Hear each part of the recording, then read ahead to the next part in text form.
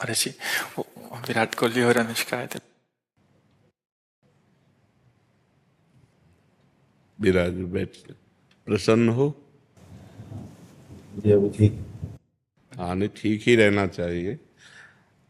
हम आपको अपने प्रभु का विधान बताते हैं थोड़ा सा। जब प्रभु किसी पर कृपा करते हैं, ये वैभव मिलना कृपा नहीं है, ये पुण्य है। पुण्य से एक घोर पापी को भी देखो, पाप करके भी उनका कोई पुण्य है जिससे वो सुकृत पूर्व के सुकृतवश चल रहे हैं, नया पाप है।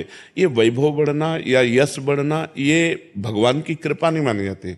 भगवान की कृपा मानी जाती है अंदर का चिंतन बदलना, जिससे आपके अनंत जन्मों के संस्कार भस्म होकर और अगला जो है वो बड़ा उत्तम होगा। अंदर के चिंतन से होता है, बाहर से कुछ नहीं होता। मात्र अंदर का चिंतन। अच्छा, अंदर का चिंतन हम लोगों का स्वभाव बन गया बहिर्मुखी। बहिर्मुखी मतलब बाहर, बाहर यश कीर्ति लाभ विजय, इससे हमको सुख मिलता है। अंदर से कोई मतलब नहीं रखता कोई, कोई विरला ही अंदर से। अब क्या होता है, भगवान जब कृपा करते हैं तो संत समागम देते हैं, फिर दूसरी जब कृपा होती तो विपरीतता देते हैं, और फिर अंदर से एक रास्ता देते हैं। ये मेरा रास्ता है, ये परम शांति का रास्ता है, ये शांति का रास्ता नहीं। भगवान वो रास्ता देते हैं और जीव को अपने पास बुला लेते हैं। बिना प्रतिकूलता के संसार का राग नष्ट नहीं होता।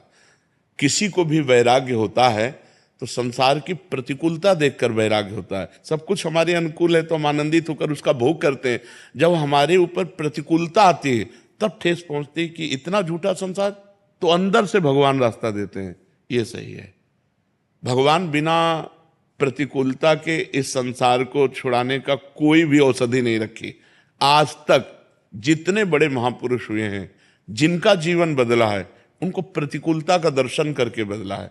तो कभी प्रतिकूलता आए तो उस समय आनंदित हो कि मेरे ऊपर अब भगवान की कृपा हो रही है, कि मुझे सतमार्ग में चलने की प्रेरणा मिल रही है। अगर सतमार्ग छूटा हो, ये सब तो एक सेकंड के लिए आप विचार कीजिए।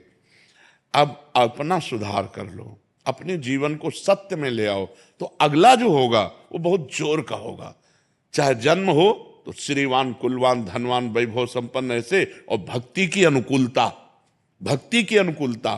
खास बात श्रीवान धनवान कुलवान नहीं, खास बात भक्ति की अनुकूलता। अगर इस जन्म में भगवत प्राप्ति नहीं हुई तो भगवान श्री कृष्ण ने गीता में कहा है कि मेरे भक्त का नाश नहीं होता।